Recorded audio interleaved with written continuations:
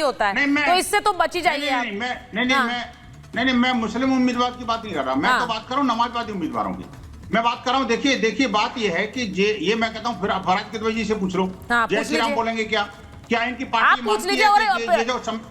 वो आप जय श्री राम की बात कर रहे हैं, उन्होंने उस दिन रामचरितमानस दिखा दी थी लाइव टेलीविजन पर आप पूछ लीजिए, आप बैठे हुए आपके साथ, आप पूछिए। नहीं, रामचरितमानस तो आज भी बोला उन्होंने। नहीं, आप पूछिए। ये कोट करना तो इनको आता है, आप पूछ लीजिए। जय श्री राम नहीं बोलते, बैठे आपके साथ। नहीं वंदे मातरम बोलेंगे, और नहीं ये बोलेंगे कि इस्लाम के ऊपर। बोलिए भाई, आपसे पूछ रहे हैं सीधे वो, मैं बीच में नहीं हूँ, आपसे पूछ रहे हैं, आप जवाब दे दीजिए। संविधान है क्या?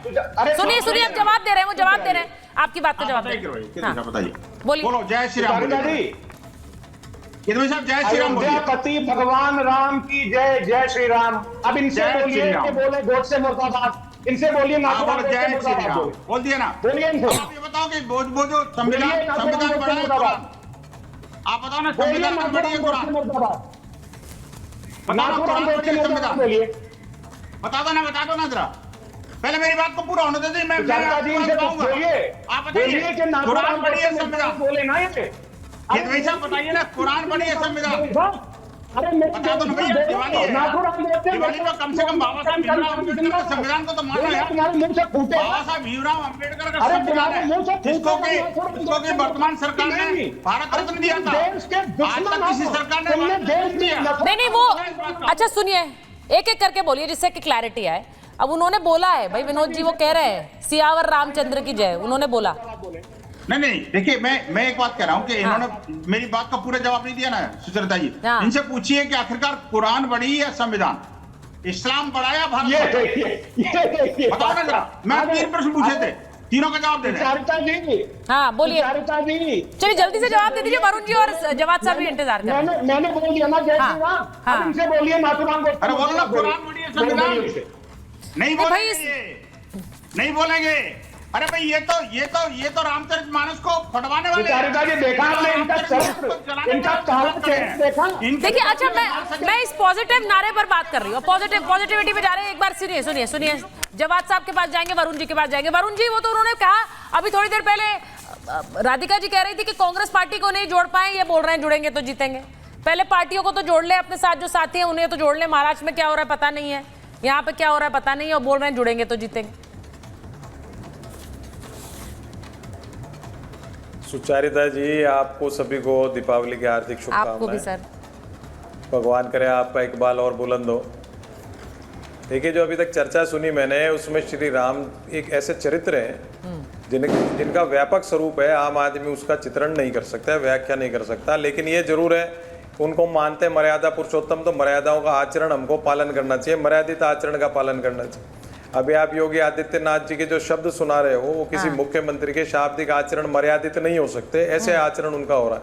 अगर आप योगी हो, सही में योगी, और आप साधु हो, और आप मुख्यमंत्री भी हो, तो आपका एक एक शब्द इतना नपातुला होना चाहिए जिस समाज में उसको लोग फॉलो करें। कौन से शब्द से आपको मैं नहीं समझता कि उनका इतना अच्छे शब्द, किस शब्द से आपको दिक्कत है? उन्होंने ऐसा क्या कहा जो अमर्यादित था? अभी आपने सुन, अब मैं देखो, एक तो बटेंगे कटेंगे शब्द उनको अच्छा नहीं लगता, आप जुड़ेंगे भी बोल सकते हो। दूसरे शब्द बहुत है शब्दकोश में, शब्दावली योगी है उनके पास, बटेंगे कटेंगे is the same as divide and rule, वही वाली बात है ना। डीएनए सुन तो लो आप, इसमें अमर्यादित क्या है? नो, नहीं है, नॉट डिवाइड एंड रूल।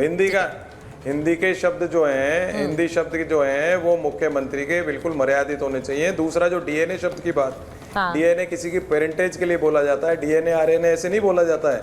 जब अगर मुख्यमंत्री कहेगा इनके डीएनए ऐसे हैं वैसे, तो कितना ओछा आचरण है आप सोचो। किसी के लिए कह सकते हो किसी पेरेंटेज के लिए आप एक मिनट वरुण जी, आपने कहा डीएनए की बात करना ओछा आचरण है, तो थोड़े दिन पहले तक जब हम रेप प्रकरण में बात कर रहे थे अयोध्या में, और वहां लगातार मोहिद खान की बात हो रही थी, उससे पहले नवाब यादव की बात हो रही थी, उसमें पार्टी समाजवादी पार्टी डीएनए मांग रही थी, तब तो आपने कहा नहीं ओछा आचरण है, तब तो डीएनए पर आप नहीं बोले कि ओछा आचरण कर रहे हैं। बिल्कुल मैंने कहा था, मैंने नहीं बिल्कुल बोला था कि इस प्रकार की मांग नहीं होनी चाहिए। जो आप जो क्रिमिनल बात कर रहे हो, क्राइम क्रिमिनल लॉज में डीएनए टेस्ट अलाउड होता है। मैं कह रहा हूँ सामाजिक आचरण की बात कर रहा हूँ। मुख्यमंत्री को समाज के किसी वर्ग के लिए, किसी सदस्य के लिए इस प्रकार के शब्दों का प्रयोग नहीं करना चाहिए। जो आप जो डीएनए टेस्ट की बात कर रहे हो वो क्रिमिनल लॉज में आता है, उसमें आपको डीएनए टेस्ट कराते हैं कई बार। अच्छा, चलिए तो राधिका जी का जवाब दे दीजिए ना, वो कह रहे हैं आपको ही नहीं जोड़ पाए। डीएनए क्या है तेरा? आपको जोड़ नहीं पाए तो जुड़ेंगे कैसे? जुड़ गए आप। राधिका जी देखिए, एक तो मैं मर्यादाओं का मैं उल्लंघन नहीं करता। एक तो लड़की है, उनका जवाब ऐसा, मैं जैसे कह रहे हैं पार्टी बदल ली है, ये नहीं करता। उनकी मर्जी है किसी पार्टी में जाए। जो भारत जोड़ो यात्रा के समय मेरे ख्याल से ये कांग्रेस पार्टी में ही थी, राहुल गांधी ने बहुत बढ़िया भारत जोड़ो यात्रा करी, सफलतम करी अब तक की, आज के समय में सफलतम यात्रा करी। इसीलिए जनता उनसे जुड़ी, इसीलिए देश में जुड़ रही है। कौन सी जनता जुड़ रही है, कौन सा बट रहा है? ये जबरदस्ती कपोल कल्पित बातें चुनाव 8 जून के बाद ही घड़ी गई है भाजपा और उनके अनुवांशिक संगठनों द्वारा कि कैसे कमबैक किया जाए, कैसे रिटेन की जाए पावर। और अगर विपक्ष उसको नहीं समझ पाएगा तो विपक्ष उसमें लूज करेगा। विपक्ष को इनका जो ये जाल मोह पास जाल क्रिएट करना चाह रहे हैं वापस हिंदुइज्म का, तो उसको विपक्ष को समझने की आवश्यकता है। बार बार इनके बरोबरी में आकर अगर आप रिप्लाई करोगे तो आप उनको सफल कर रहे हो। आपको इसको इररिलेवेंट बातों सर आप अभी बात कर रहे हो, वहां पर 7 समंदर पार अमेरिका के पूर्व राष्ट्रपति ने हिंदुइज्म के बारे में बात कर दी। डोनाल्ड ट्रंप कह रहे हैं कि हिंदुओं पर अत्याचार हो रहा है, उसकी हमें निंदा करनी चाहिए, उसके खिलाफ हमें खड़ा होना चाहिए। आप यहाँ कह रहे हैं देश में बात कर रहे हैं हिंदुओं का, ये जो आप एक जाल बनाने की बात कर रहे हैं, भाई हिंदुओं के बारे में तो डोनाल्ड ट्रंप तक बात कर रहे हैं वहां 7 समंदर पार।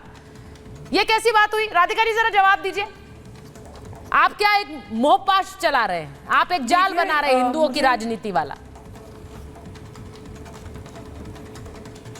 देखिए, पहली बात तो ये जो आदमी यहाँ पे बैठ के बोल रहे हैं कि राधिका एक लड़की है, मैं नहीं बोल रहा क्यों, कोई लड़का होता तो आप कुछ भी अमर्यादित बोल देते। यही तो डीएनए है कांग्रेस के सपोर्टर्स का। और ये बात कर रहे थे राहुल गांधी ने बहुत अच्छी भारत जोड़ो यात्रा करी। भाई साहब, वो भारत जोड़ो यात्रा छत्तीसगढ़ से गई, राजस्थान से गई, हरियाणा से गई, आंध्र प्रदेश से गई, वो छत्तीसगढ़ वो उड़ीसा से गई। क्या हुआ? हरियाणा से 3 बार गई, 2 बार गई, जोड़ लिया आपने भारत। भारत ने आपको जवाब दे दिया कि आप तोड़ने वाली ताकतें हो, हमें आपकी जरूरत नहीं है। जो पार्टी 15 साल बाहर रहने वाली है सत्ता से, 10 साल के बाद भी सिर्फ 99 पे आए हैं, वो यहाँ पे बैठ के जो बोलते हैं ना हम जीत गए, हम भारत जोड़ रहे हैं, आपको लोग मानते ही नहीं कि आप कोई जोड़ रहे हैं, वो आपको तोड़ने वाला ही मान रहे हैं, जो आप 54 इयर्स की अपनी सत्ता में करते आए थे। और मुझे समझ नहीं आ रहा यहाँ पे इतनी तकलीफ क्यों हो रही है सबको कि जो राम भक्त है, राम जी थे, राम मर्यादा पुरुषोत्तम प्रभु श्री राम की टीचिंग्स क्या है कि आप सत्य के साथ खड़े हो। राम जी की क्या मतलब, देखिए ना हमें क्या सीख मिलती है जो राम जी की भक्ति करते हैं। भक्ति का मतलब ये नहीं होता कि आपने सिर्फ पूजा करती है, जो बिलीव करते हैं राम जी में, राम जी ने कि हमने क्या सीखा कि आप अपना राष्ट्र, अपना राज्य प्रथम रखेंगे, उनके लोगों को प्रथम रखेंगे, अपनी पर्सनल लाइफ बाद में, अपने वचन पे प्रतिबद्ध रहेंगे। इसीलिए वो सब कुछ छोड़ के, राजपाट छोड़ के 14 साल के वनवास में चले गए।